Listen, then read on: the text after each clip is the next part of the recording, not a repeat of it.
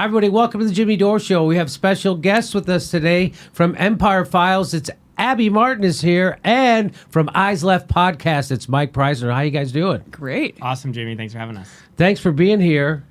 We're going to talk about your show that's been screwed over by the latest censorship round on Telesur. So that's coming up later in the show. But right now, we've told you that the RussiaGate thing serves a lot of purposes for the establishment. One of them is no one's questioning the establishment system that gave us Donald Trump. They're all just focusing on Trump and Russia, right? Another thing is it gives us another geopolitical adversary that we can still keep spending $700 billion a year on our military because Russia, even though Russia spends somewhere between $40 and $60 billion a year, we just increased our budget more than they spend for the whole year. Anyway, so that's another part of it, right? So that's why RussiaGate is so, and plus Israel has something to do. It has to do with Iran and Syria. So there's a lot of establishment needs that RussiaGate fills. Another one is coming is a war with Iran, right? So this is a headline. Experts warn Russian interference efforts may have motivated other countries to disrupt U.S. elections. And when I saw that, I was like, I wonder what country they're going to talk about. Turns out Iran, just like I thought. And, here's what they say. Russia's efforts to influence the 2016 presidential election may be motivating other foreign adversaries to use social media to distract. First of all, right away, it's just a bullshit art. Maybe, and maybe not. But maybe, I hope they are, because then we get to write easy stories. We don't have to talk about the actual problems in our country. Because let me tell you something. Russia didn't make half the country poor or low income. Russia didn't render 63% of our residents unable to afford a $1,000 emergency. Russia didn't make 29 million people not have health care. Russia didn't make bankruptcies the biggest medical costs the biggest cause of bankruptcies. Russia didn't bury people in debt. Russia didn't outsource our jobs. Russia didn't do any of the things that we have problems in America. They didn't cause any of them. Right, but that's why they don't want you to think about them. They want you to think about Russia, and now they want you to think about these new countries that may be influencing. So when you see that, what does that make you think when you see maybe? Mike, go ahead. It makes me think that there's no evidence of them trying to do anything at this point. But also, it's weird to say that they're going to use social media to disrupt the U.S. elections. Like, what do they mean disrupt? Are they going to put out like false polling locations so people going to show up to vote? No one's going to be there. Are they going to put out false? It's just like, what do they mean by disrupt? I mean, do they just mean they're going to use social media to advocate for one or the other? That's not, even if they do that, which is a long shot. Is that disrupting U.S. elections? They would again any ideas they don't like. Right. So sowing discord. Yeah, sowing discord. Exactly. You're exactly right. Sowing discord. I mean, amazingly, you never hear about Israeli or Saudi attempts to influence U.S. elections, right? Or these trolls. I mean, we know that Mark Zuckerberg is willingly working with Israel and catering to all of their demands. They've already just accompanied 95% of demands from the Israeli government to shut down Palestinian accounts. The majority of Palestinians use Facebook for news. And Saudi Arabia has a whole Wahhabi troll farm, that they use to correct the record about Saudi Arabia. So, I mean, why don't we ever hear about those fake accounts, fake Saudi and fake Israeli accounts? Why is it only just adversaries of the U.S. that we keep hearing are disrupting our elections? It's quite amazing. It is amazing. It's interesting. It's usually just the countries we want regime change with. And those stories did get printed, right, about how the Israeli government gives an order to Zuckerberg at Facebook, and they do exactly as they want, as they say. They get printed, but they never get amplified, right? So you might see a story in The Guardian or The Intercept about that, but it's not like the lead story on Rachel Maddow. It doesn't even get mentioned on broadcast television, those kind of stories, but it will get an article here and there. And let's get back to this article from The Hill. It says, experts. You know what kind of experts they're talking about? I'm gonna guess Henry Kissinger and Michael Chertoff, Mike Morrell, ex-CIA people. Maybe Hayden. Experts point to Facebook's announcement this week that it shuttered hundreds of pages tied to foreign governments, with many of the pages, as well as accounts shut down on Twitter and Google, linked to the government of Iran. There it is. So it's not linked to or Israel or Saudi Arabia, even though Saudi Arabia is the one exporting Wahhabism and ISIS and Al Qaeda. No, they're going after them. So there it is. So this is how they get you ready for war. They're getting you ready. This is how the mainstream news media is doing their work, doing the bidding of the military-industrial complex and the government, and they're getting you massaging. Iran is bad. Iran is trying to screw with our elections. Iran is they're like attacking us, kind of. That's what this is, right? Isn't that what that is, you think? Yes. Okay. We just heard John Bolton say, it might not just be Iran, it might be China too. And North Korea. Yeah. Don't forget about North Korea. We're in 8 wars right now. It's not enough for these guys. Not enough. It's an attack. And the evidence that they used to when Facebook shut down all those other pages, like the Black Lives Matter page and one of the Chicano rights pages, the things that they used as evidence of being connected to the Russian government was they posted a picture of Fred Hampton. Yeah. That's the evidence. So even that the article will say they've based it on this analysis and things like that, but when it really comes down to what that evidence was, people post Fred Hampton all the time in the United States, who are U.S., in the United States. That's right, but that's, Fred Hampton says he's a famous fomenter of discord.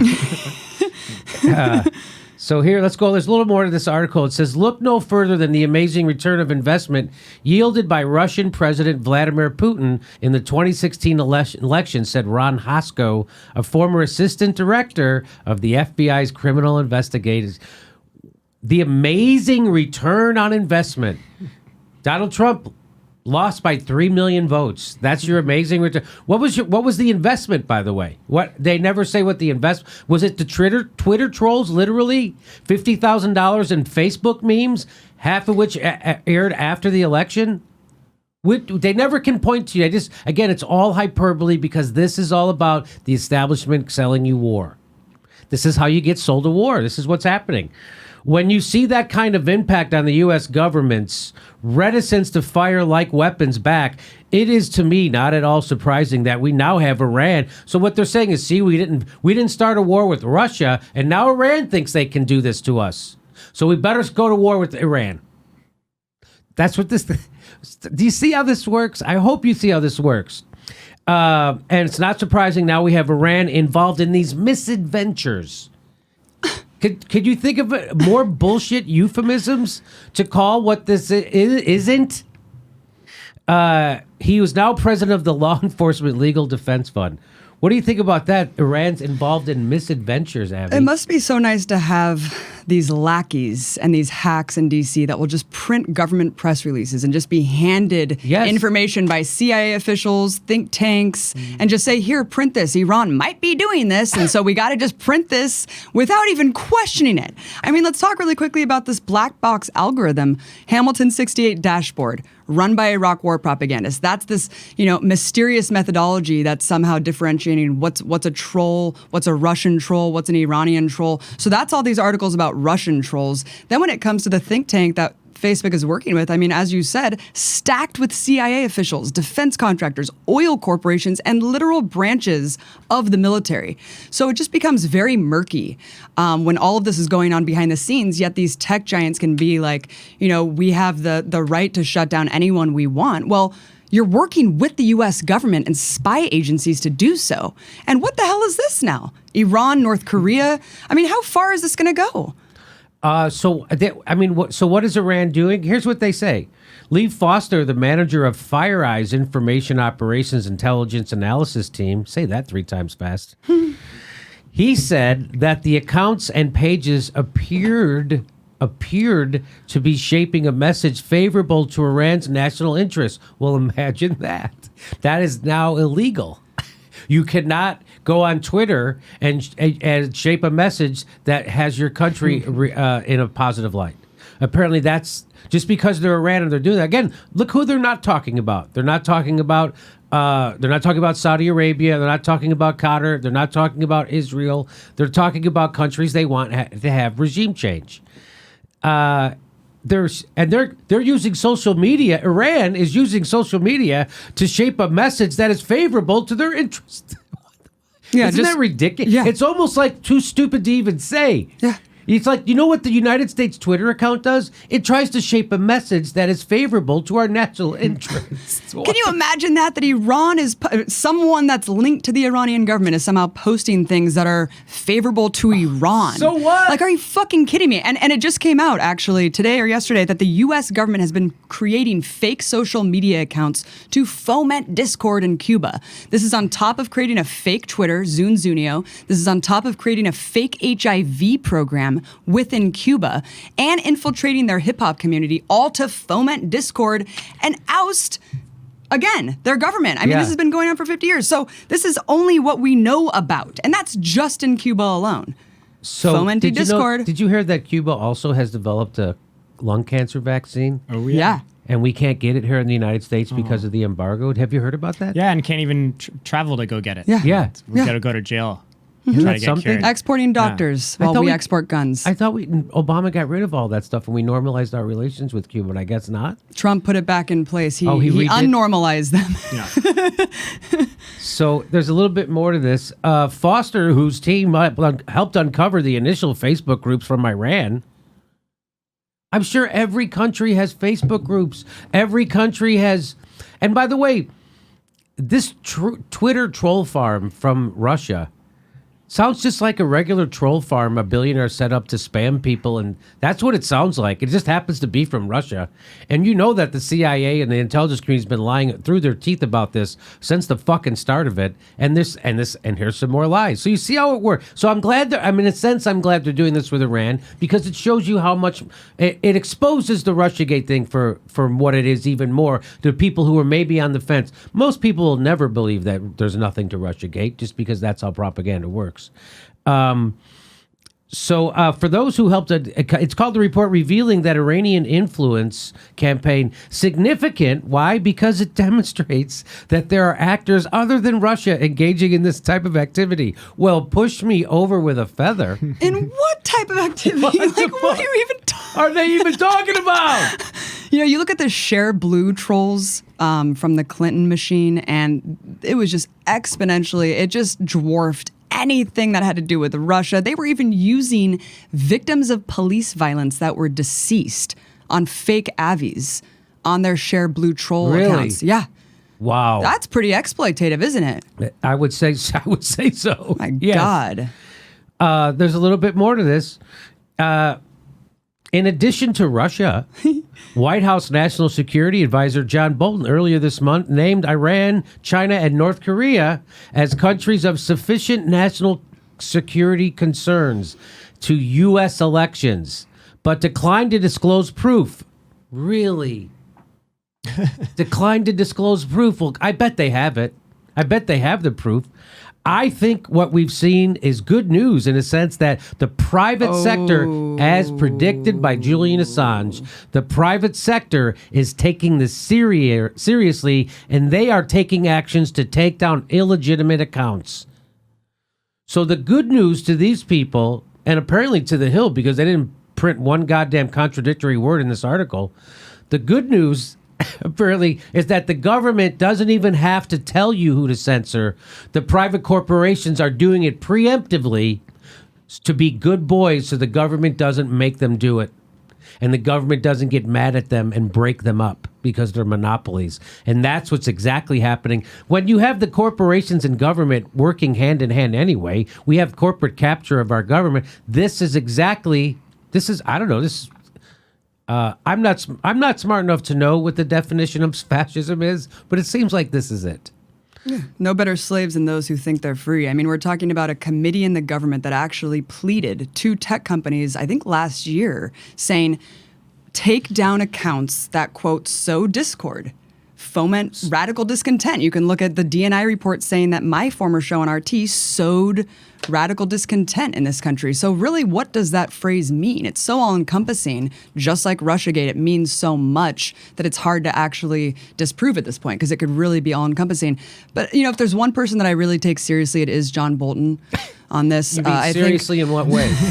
I just think that he's a really honest guy, and that He was right. He told us the truth about WMDs in Iraq, and he's obviously telling the truth about this. We don't need to see the evidence. He says that it's there. You're totally right. I mean, we have everyone from Google to Facebook completely preemptively acquiescing to the government. There doesn't need to be a law in place. We already saw the deplatforming and of all state media and left media, which really took a hit and under this fake news banner within the last year.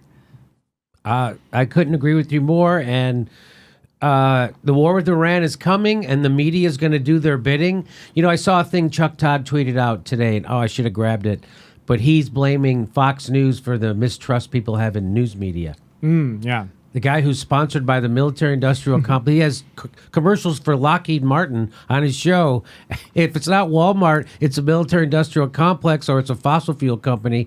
And he's saying it's because of Fox News that somehow people... I mean, you guys are the ones who puffed up Donald Trump with the Pied Piper strategy, and you've sold us every war. And Brian Williams, do I need to tell you any more about Brian Williams' lying? How about Joy-Ann Reid's lying? That has just been completely covered up. You guys are known liars. Look at what that Jake Tapper just did at CNN with Medicare for All and that Mercatus study. I mean, everyone knows that you guys are lying. You lie about war. That's why when lefties get together, they chant CNN sucks. And that's why when righties get together, they chant CNN sucks. You know why? Because CNN sucks.